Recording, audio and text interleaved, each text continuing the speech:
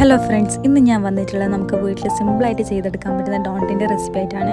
അതിനായിട്ടൊരു പാത്രത്തിലേക്ക് ഇളം ചൂടുള്ള അരക്കപ്പ് പാൽ ഒഴിച്ചു കൊടുക്കാം. അതിനകത്തേക്ക് 2 ടീസ്പൂൺ പഞ്ചസാര, 1 ടീസ്പൂൺ ഇൻസ്റ്റൻറ്റ് ഈസ്റ്റ് ചേർത്തിട്ട് നല്ലതുപോലെ മിക്സ് ചെയ്ത് ഒരു 5 മിനിറ്റ് അടച്ച് മാറ്റി വയ്ക്കാം.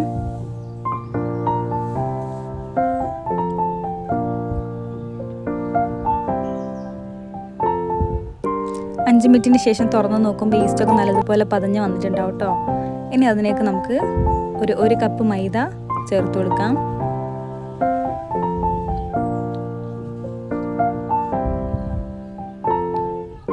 ഇനി മൈദയിലേക്ക് നമുക്കൊരു ടീസ്പൂൺ സോൾട്ടഡ് ബട്ടർ ചേർത്ത് കൊടുക്കുന്നുണ്ട്. നിങ്ങൾക്ക് സോൾട്ടഡ് ബട്ടർ ഇല്ലെങ്കിൽ അൺസോൾട്ടഡ് ബട്ടറോ ഇല്ലെങ്കിൽ സൺഫ്ലവർ ഓയിലോ ചേർത്ത് കൊടുത്താൽ മതി. പകരം കുറച്ച് ഉപ്പിട്ട് കൊടുത്താൽ മതി കേട്ടോ.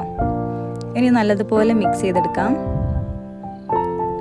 ഇനി നല്ലതുപോലെ കുഴച്ചെടുത്ത് അധികം കട്ടിയില്ലാതെ കുറച്ച് സോഫ്റ്റ് ആയിട്ടുള്ളൊരു ഡവിൻ്റെ പരുവത്തിലാക്കി നമുക്ക് മാറ്റി വെക്കാം.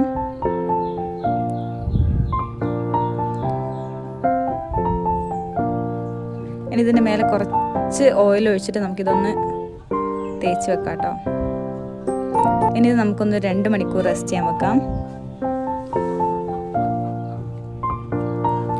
2 മണിക്കൂർ ശേഷം മാവ് നല്ലതുപോലെ പൊന്തി വന്നിട്ടുണ്ടാവും. ഇനി ഒന്ന് കൈകൊണ്ട് കുഴച്ചെടുക്കാം.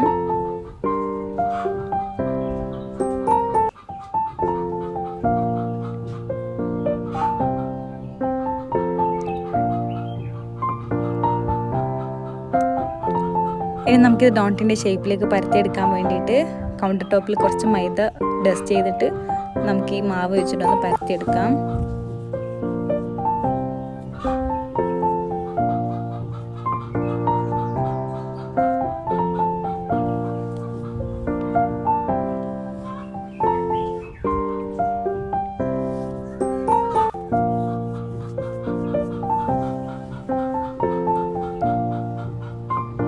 ഇനി നമുക്കിതൊന്ന് പരത്തിയെടുത്തതിന് ശേഷം ഏതെങ്കിലും ഒരു അടപ്പൊക്കെ വെച്ചിട്ട് നമുക്കിത് റൗണ്ടിൽ കട്ട് ചെയ്തെടുക്കാം.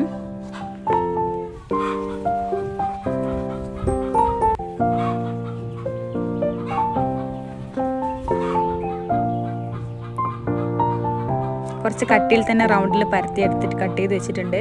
ഇനി അതിൻ്റെ നടുവിൽ നമുക്ക് ചെറിയൊരു ഹോൾ ഇട്ട് കൊടുക്കാം. ഞാനിവിടെ നോസിൽ വെച്ചിട്ടാണ് കേട്ടോ കട്ട് ചെയ്തെടുക്കുന്നത്.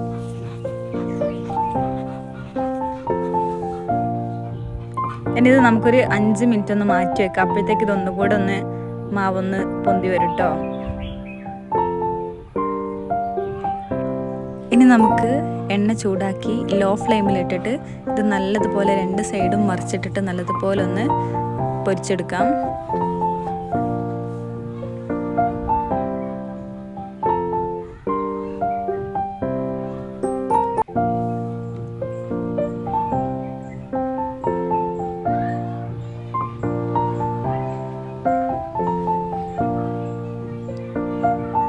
ഇനി ഇതൊരു ഗോൾഡൻ കളർ ആകുമ്പോൾ നമുക്കിത് കോരി മാറ്റാം കേട്ടോ. അപ്പോൾ നമ്മുടെ ഡോണറ്റ്സ് ഒക്കെ ഇവിടെ റെഡി ആയിട്ടുണ്ട് കേട്ടോ. ഇനി നമുക്കിത് ചോക്ലേറ്റ് മെൽറ്റ് ചെയ്തിട്ട് അതിലിതൊന്ന് ഡിപ്പ് ചെയ്തെടുത്തു കഴിഞ്ഞാൽ നമ്മുടെ ഡോണറ്റ്സ് ഒക്കെ ഇവിടെ റെഡി ആയിട്ടുണ്ട്. അപ്പോൾ സിമ്പിളായിട്ട് നമുക്ക് ചെയ്യാം കേട്ടോ. അപ്പോൾ ഈ റെസിപ്പി എല്ലാവരും ഒന്ന് ട്രൈ ചെയ്ത് നോക്കണേ.